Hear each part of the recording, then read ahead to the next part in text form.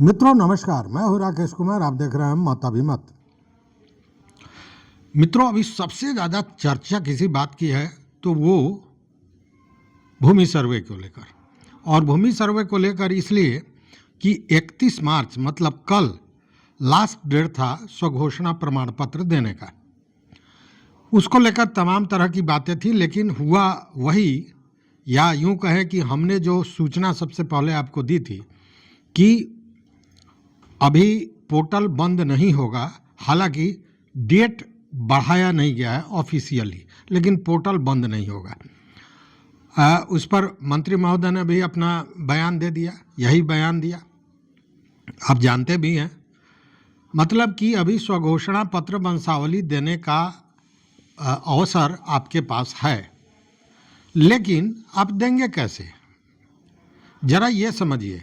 लेकिन इन सारे चीज़ों को, और दूसरी बात मैं सीधा ये कहना चाह रहा हूँ कि यह भूमि सर्वे कहीं विवादों में फंसकर बीच में अटक तो नहीं जाएगा।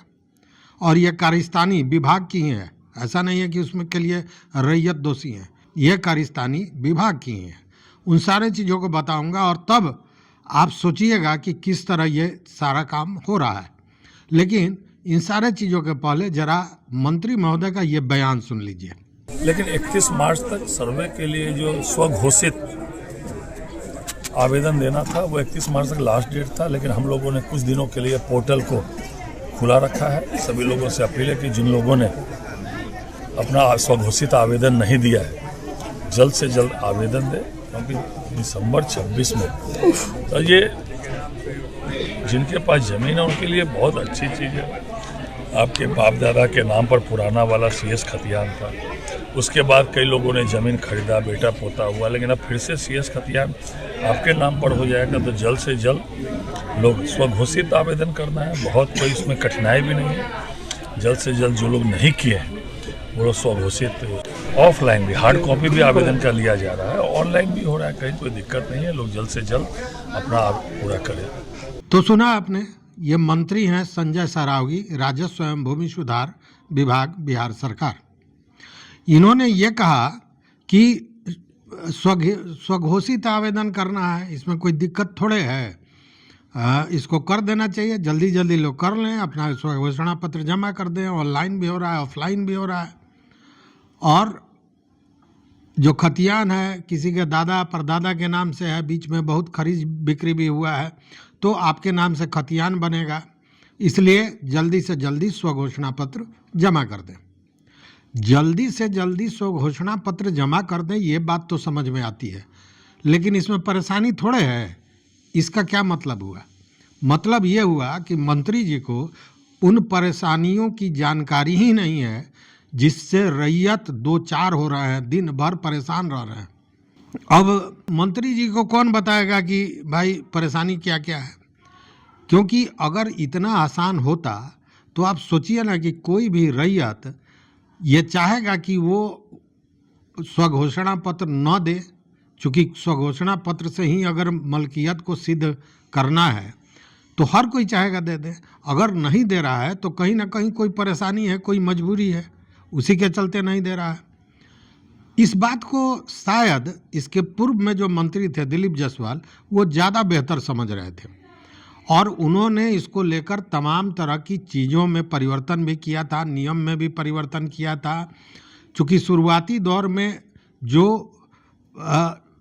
हंगामा झेला वो दिलीप जायसवाल ने झेला। ये मंत्री महोदय तो तब आए हैं जब सारी प्रक्रियाओं को एक रास्ते पर ला दिया गया, एक रास्ता पकड़ लिया ये काम, उसके बाद ये आए हैं। और उसके बाद भी कह रहे हैं कि इसमें परेशानी थोड़े है। भाई परेशानी कैसे नहीं है? अभी भी बहुत से ऐसे कागजात हैं जिसकी ज़रूरत है, जो अभी तक विभाग द्वारा ऑनलाइन नहीं किया गया है, वो कागजात नहीं मिल पा रहा है।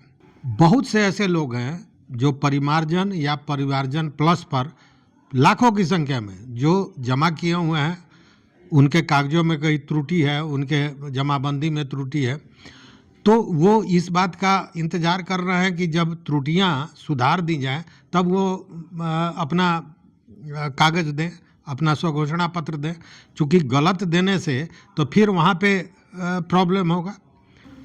अब रही खतियान की बात, तो खतियान का बहुत से जगह ऐसे हैं जहाँ अता पता नहीं है। खतियान का बताएंगे, सैकड़ों ऐसे गांव हैं जिनका खतियान ही गायब हो गया है। यह एक अलग कहानी है, और ये कहानी किसी बहुत बड़े ज़मीन घोटाला की ओर भी इशारा करता है कि आखिर इतनी बड़ी संख्या में गांव का खतियान एकाएक गायब कैसे हो गया। यह भी एक मामला है, चूँकि इन कागजों का कस्टोडियन कौन है? सरकार है, विभाग है, और उसी के यहाँ से गायब हो जा रहा है। तो ज़रा आप सोचिए इस पर भी। अब खतियान नहीं है, और आप जानते हैं कि खतियान जो होता है वही मलकियत का मूल दस्तावेज अगर कहें तो वही होता है। उसमें सारी चीज़ें, सारी जानकारी रहती है, खाता खेसरा रकबा किसका है, चौहद्दी क्या है, सारी चीज़ें उपलब्ध होती है, कहाँ से ज़मीन आया, कैसे आया, तो सारी चीज़ें खतियान में होती है, और खतियान ही गायब है। बहुत से लोगों को खतियान मिल रही है, बहुत सा खतियान है तो ऑनलाइन नहीं है, जो लोगों को परेशानी हो रही है। तो ये सारी चीज़ें हैं, और उसी में रसीद का मामला है। लोग कह रहे हैं कि अगर कोई कागज़ नहीं है तो रसीद दे दीजिए। रसीद कहाँ से कोई दे देगा? रसीद जो ऑफलाइन करता था, बहुत आदमी के पास सुरक्षित नहीं है, और जिसके पास नहीं है वो जब अपना ऑनलाइन देख रहा है तो पता चल रहा है कि उसका रसीद चढ़ा ही नहीं है।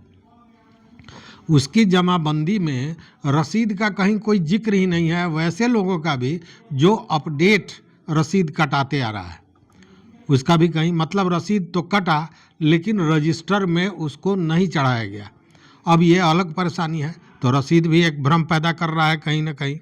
और इतना ही नहीं, अब आप सोचिए कि ये जो नियम कानून और तमाम तरह की चीज़ें हैं, गांव का एक साधारण व्यक्ति कैसे समझेगा? अब नहीं समझेगा तो वो अगर साइबर कैफ़े में जाता है कि वहाँ से हम ऑनलाइन कर दें, तो वहाँ दिक्कत क्या है सो समझिए। साइबर कैफ़े वालों को ग्रामीण क्षेत्र में बहुत ऐसे हैं जिनको पूरी जानकारी नहीं है, उल्टा सीधा भर के दे रहे हैं, उनको तो पैसे से मतलब है, पैसा मिल जा रहा है। तो ये सारी चीज़ें कहीं ना कहीं आगे जाके परेशानी का सबब बनने वाली हैं, ये जानी हुई बात है। और सबसे बड़ी मुश्किल होगी उन लोगों को जो बाहर रहते हैं। बाहर रहते हैं तो देखिए, जो आप स्वघोषणा पत्र दे रहे हैं उसमें खाता खेसरा के साथ ज़मीन की पहचान के लिए सबसे बड़ा जो टूल होता है वो होता है चौहद्दी। और बाहर रहने वाले लोग जिनको कृषि से मतलब कम है, गांव कम आते हैं, उनको चौहद्दी का पता नहीं है, इसलिए कि चौहद्दी बदलता रहता है। आपके बगल में कभी सीताराम जी थे, सीताराम जी ने ज़मीन बेच दिया, वो मोहम्मद शफीक को चला गया, तो अब तो चौहद्दी में वर्तमान चौहद्दी मांगा जा रहा है तो उसमें मोहम्मद शफीक होंगे, लेकिन आपके पास तो जानकारी सीताराम जी की है। तो ये सारी चीज़ें हैं, बाहर वाले रहने वालों को ज़्यादा परेशानी इसमें झेलनी पड़ रही है। और यही कारण है कि अभी तक इतने कम संख्या में, मतलब लगभग 60%, इतने बड़े रैयतों की जो संख्या है उसमें लगभग 40% ऐसे हैं जिन्होंने अभी तक अपना स्वघोषणा पत्र नहीं दिया है। और मंत्री जी कह रहे हैं इसमें कोई परेशानी ही नहीं है।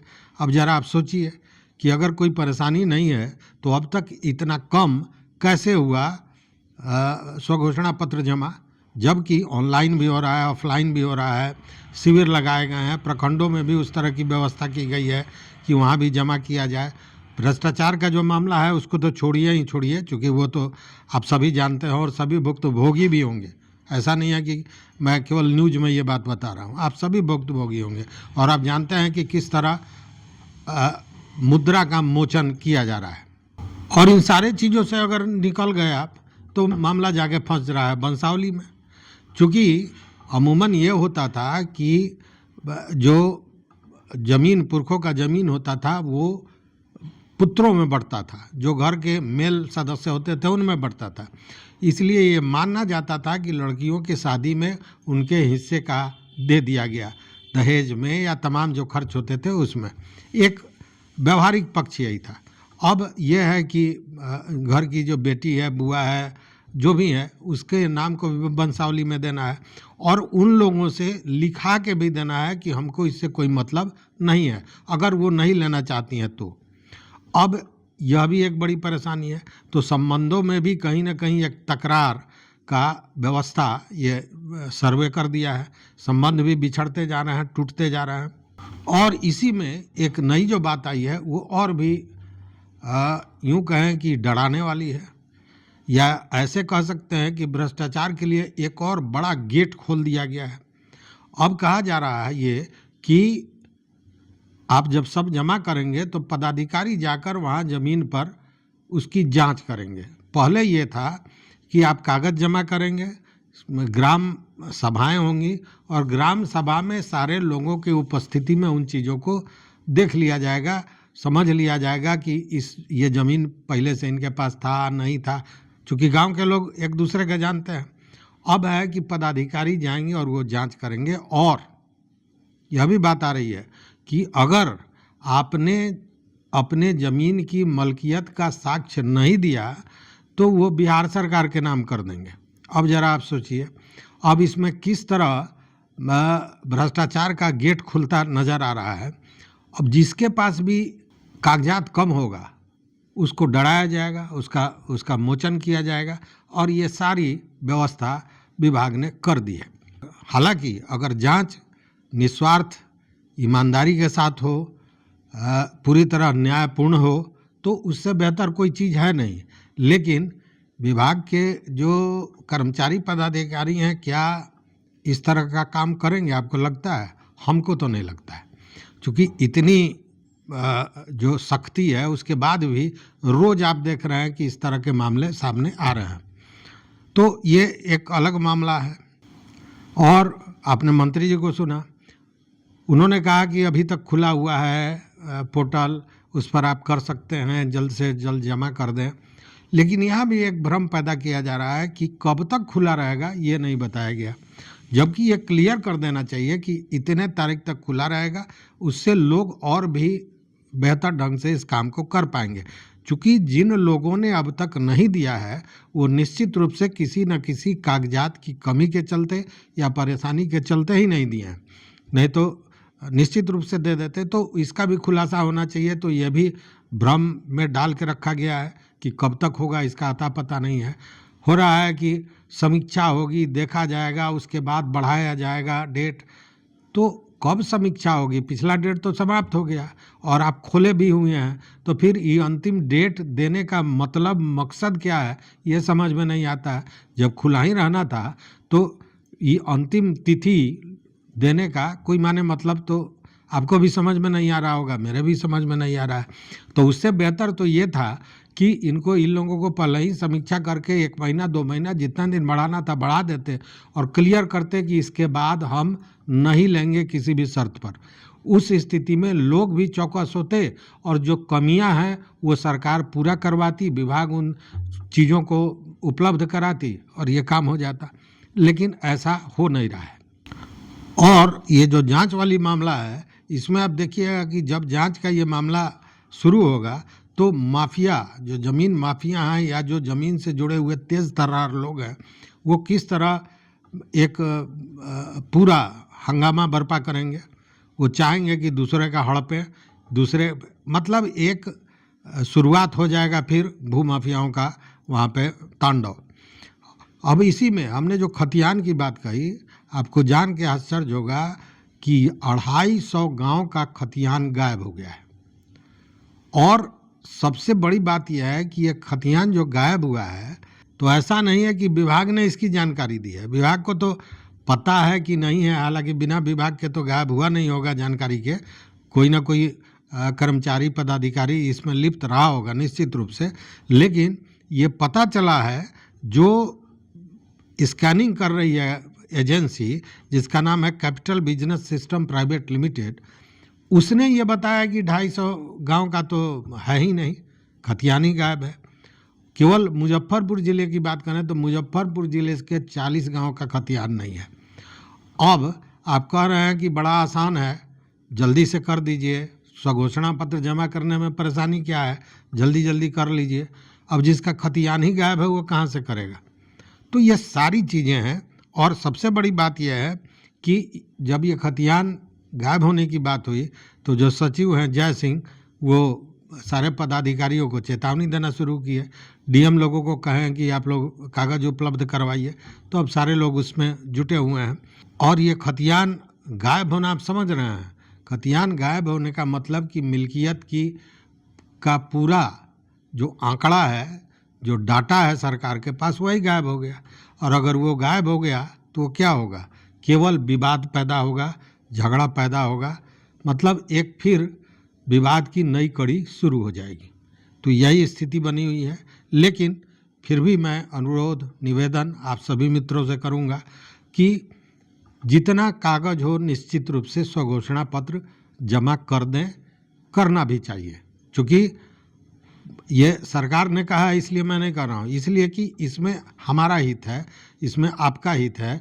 मलकियत अगर स्पष्ट होती है तो कल को उस पर कोई उंगली नहीं उठा सकेगा। तो इस वीडियो में बस इतना ही मित्रों, देखते रहिए मत अभिमत। चैनल पर नए हो तो सब्सक्राइब कीजिए, लाइक कीजिए, दोस्तों के साथ शेयर कीजिए और अपना विचार जरूर दीजिए। बहुत बहुत धन्यवाद, कोटिशः आभार।